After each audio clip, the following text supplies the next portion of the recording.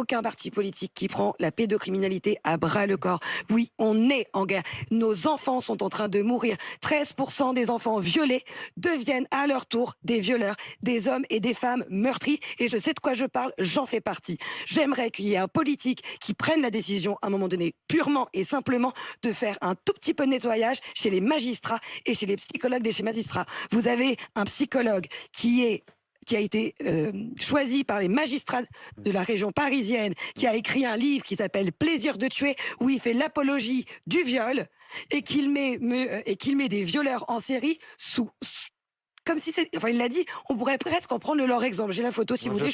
Honnêtement, je ne sais pas de qui vous parlez, de quoi vous parlez, mais sur la pédocriminalité. Non, mais non, ça, non, on va pas, honnêtement, on ne va pas mettre en cause des gens comme ça. Vous avez des magistrats qui pour faire des analyses psychologiques, des magistrats qui pour faire des analyses psychologiques d'enfants violés ou de parents qui sont des parents de victimes. On prend un psychiatre qui est lui-même en train d'écrire un putain de bouquin où il fait l'apologie du viol. Voici le résultat de la France. On dépense 11 milliards. On dépense 11 milliards dans l'aide sociale à l'enfance. 11 milliards. Vous avez des réseaux de pédocriminalité, de prostitution des mineurs qui sont financés avec vos impôts, messieurs, dames. Il y a 11 milliards d'euros. Alors avant d'aller chercher les poux dans la tête à qui le paye, qui pas, vous avez 11 000 euros qui sont déduits de la sécurité sociale, qui entretiennent un réseau de prostitution des mineurs, qui ensuite, ces jeunes femmes, une fois qu'elles ont été prostituées, deviennent à leur tour les proxénètes des futures victimes. Il faut que Jordan Bardella vous réponde là-dessus. J'entends votre combat, évidemment, et j'entends votre émotion, bien sûr, mais il faut que Jordan Bardella vous réponde, notamment sur ce sujet-là. Et Laura a raison, qui est un sujet qui est très rarement abordé par les politiques. Juste, Monsieur Bardella, pour vous permettre de répondre sur des faits précis, ce dont parle Laura, donc c'est ce chiffre, toutes les 3 minutes, un enfant est victime, très précisément, d'inceste, de viol ou d'agression sexuelle. D'abord, je respecte votre témoignage, votre sensibilité. Je n'ai pas connaissance du livre en question, mais je respecte évidemment votre témoignage et je vous ai permis d'aller au bout, je ne voulais pas vous couper. Mais moi, je pense qu'il y a, à un moment donné, dans l'échelle de la barbarie, dans l'échelle de la violence, des actes qui doivent vous exposer à de la perpétuité réelle.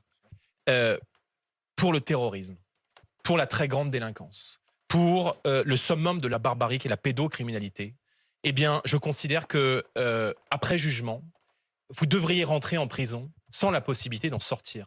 Parce que quand vous avez des gens qui commettent des atrocités, je suis complètement d'accord avec vous, Monsieur Bardella, avec des remises peine de sûreté de 22 ans et que vous pouvez recroiser dans la rue au bout de 25 ans, c'est inacceptable et incompréhensible pour des millions de Français. C'est pour ça que tout à l'heure, je me suis permis de vous dire que la privation de liberté doit redevenir une norme dans notre pays. Je veux dire, moi je considère que pour le terrorisme, pour le djihadisme ou pour la pédocriminalité, eh bien ce que vous faites aujourd'hui, vous pourrez le refaire dans 20, 30 ou 40 ans. Je suis d'accord avec vous, Monsieur Bardella. Seulement, vous avez des femmes qui sont passées devant la justice, qui ont été violées à l'âge de 13 ans.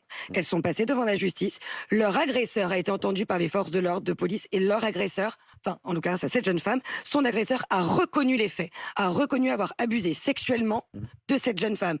Quand elle est passée en procès, non-lieu. Maintenant, elles sont 8 à mettre en place elles ont porté plainte contre l'État français au Centre des droits de l'homme européen. Elles ont gagné. Le problème, c'est que la vérole, elle est à l'intérieur de notre système judiciaire. Vous avez des pédomagistrats qui entretiennent la culture du viol et notamment de la pédocriminalité. Voilà, honnêtement, je sais pas de quoi parler. Élie voulait réagir. Vous avez des magistrats, mais qui votent pour un psychiatre Laura, qui fait l'apologie du viol. La parole. Je vois pas ce qu'il faut de plus. Élie. Moi, je trouve, Monsieur Bardella, comme l'avait dit le jeune homme en tout début d'émission dans le Magnéto, en effet, que vous êtes une coquille vide. Pourquoi ? Parce que déjà, en termes économiques... Vous êtes très charmant, monsieur. Une petite femme, mais je vais vous le prouver. En termes économiques, vous vous basez sur des recettes escomptées, mais si on ne les a pas, on sera dans la mouise. Et sur le plan sécuritaire, vous avez une très très grosse partie des mesures qui ne sont pas faisables. Par exemple. Lesquelles ? Par exemple, la suspension des allocations pour les parents en cas de mineurs condamnés. C'est dans votre programme pour les législatives de 2024 que j'ai lu. Pour préciser, comme ça on s'entend bien sur la mesure, je souhaite suspendre les allocations familiales aux parents de mineurs récidifs. Parce que je pense que s'il y a bien des gens à responsabiliser, c'est les parents. Ok. Il y a 2 principes fondamentaux dans notre Constitution et dans la CEDH. Le premier principe fondamental, c'est le fait personnel. On ne peut pas, pénalement, être condamné pour des faits que nous n'avons pas commis. Et les parents n'ont pas commis les faits de leurs mineurs. Première question. Enfin, première précision. La suspension des allocations familiales est une décision administrative décidée par le préfet et non juridique. Donc c'est faux ce que vous dites. J'y viens.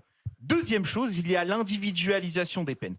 On le sait, il y a des constitutionnalistes qui se sont prononcés sur cette question, que si vous la votez, cette mesure-là, elle ne passera pas au Conseil constitutionnel. Donc, Et ça, il y a cet exemple-là pour beaucoup de mesures. Donc, il y a un panel de mesures qui ne seront pas réalisables. Donc, ma question, et avant mon message personnel, c'est de savoir, allez-vous faire fi du Conseil constitutionnel ou alors allez-vous reconnaître aux yeux des Français qu'il y a des mesures que vous ne pourrez pas mettre en place? Deuxième chose, message personnel. Vous défendez beaucoup ma communauté, je vais faire le chiffre de service ce soir. Comme LFI défend beaucoup les musulmans, vous avez pris le contre-pied, vous défendez beaucoup la communauté juive, et justement, il y a ce ping-pong. Alors, ma communauté est très réceptive justement à ce que vous dites, mais moi, je ne tombe pas dans ce jeu-là. Je ne tombe pas dans ce jeu-là, monsieur de Bardella. C'est pas un jeu ce que subissent nos compatriotes de confession juive. Je ne voterai pas, par exemple, pour quelqu'un qui, à 18 ans, faisait la queue pour prendre une photo avec Jean-Marie Le Pen, pour quelqu'un qui, en 2023, c'était il y a 2 ans, disait « Je ne pense pas que Jean-Marie Le Pen soit antisémite, mais on est revenu sur la bourde parce que justement, on a vu que ça avait été une maladresse. » Vous parlez du groupuscule tout à l'heure, les groupuscules d'extrême droite, d'extrême droite, il y en a partout. Mais quel culot, monsieur Bardella. J'ai fait une fac que vous connaissez bien, ça s'appelle la fac Assas. Vous connaissez bien les groupuscules qui régnaient là-bas à Assas, le GUD. Ça vous dit quelque chose, puisque vous fréquentiez... Je n'ai jamais été au GUD, moi. Vous fréquentiez régulièrement Frédéric Chatillon, on ne peut pas nier le contraire. Vous fréquentiez très régulièrement Safi. Donc Frédéric Chatillon, qui est un membre assidu du GUD, qui est il faut que Jordan Bardella vous réponde aussi, Elie. un soutien fervent de plusieurs régimes très totalitaires. Donc c'était pour vous dire que ce petit jeu que vous faites pour contrebalancer sur LFI, qui est à fond sur le musulman, et donc vous justement pour parler avec ces menaces-là, je vous voulais dire qu'une partie justement de la communauté n'est pas dupe. Bon, tout le monde aura compris que je ne vous convaincrai pas ce soir, cher monsieur. Mais je vais essayer. Je vais essayer, à la différence de votre propos, d'être respectueux et élégant. Vous êtes avocat. Bon. La décision de suspendre une allocation familiale n'est pas une décision juridique. C'est une décision administrative, puisqu'elle relève non pas de l'autorité judiciaire, mais elle relève du préfet. Donc, ce que vous dites, pourtant comme juriste, est faux. Deuxièmement, devant le Conseil d'État, donc ce sera la même chose. Pardon. Je vous ai pas interrompu. Deuxièmement, sur parler de la communauté juive. Bon. Ce n'est pas le Rassemblement national, ni les Français qui votent pour le Rassemblement national, qui, depuis maintenant plusieurs années, font craindre une insécurité et une barbarie toujours plus violentes pour nos compatriotes de confession juive. J'ai grandi dans un département qui s'appelle la Seine-Saint-Denis, où aujourd'hui, il n'y a plus beaucoup de Français de confession juive, en tout cas qui osent porter la kippa, parce qu'ils ne se sentent plus en sécurité, et que l'islam radical, qui s'est aujourd'hui enraciné et qui a pris le pouvoir dans d'innombrables quartiers français, menace leur sécurité, leur liberté et les fait craindre pour leur vie. Donc, moi, j'ai toujours été extrêmement cohérent à l'égard de la lutte contre l'antisémitisme. J'ai toujours combattu le fondamentalisme islamiste. Vous savez, en 2025, il y a un responsable politique qui a été reçu en Israël et qui s'est rendu à Yad Vashem. Il est devant vous.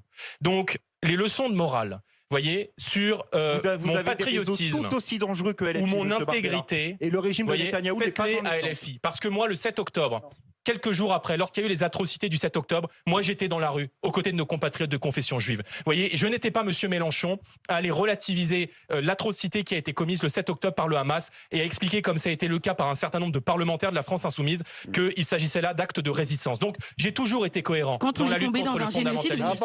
Et je vais vous dire, aujourd'hui, beaucoup de Français de confession juive se tournent vers le Rassemblement national, c'est parce qu'ils ont bien compris que nous étions un bouclier pour les protéger. Donc, je veux dire, me faites pas l'accusation de c'est de l'électoralisme. Vous voyez, ce que fait Mélenchon, c'est de l'électoralisme. Parce que consentez au fait que le nombre de Français de confession musulmane est peut-être un peu plus important que le nombre de Français de confession juive dans notre pays quand ils ne sont pas tentés de partir. Donc, on n'est pas électoraliste. Vous voyez, si on avait voulu être électoraliste, on aurait fait comme M. Macron, on aurait séché la marche de soutien aux victimes des attentats du 7 octobre. Et dans mon livre, je fais le portrait d'une franco-israélienne qui a subi le 7 octobre dans sa chair et qui ne comprend pas comme beaucoup de personnes la faiblesse de nos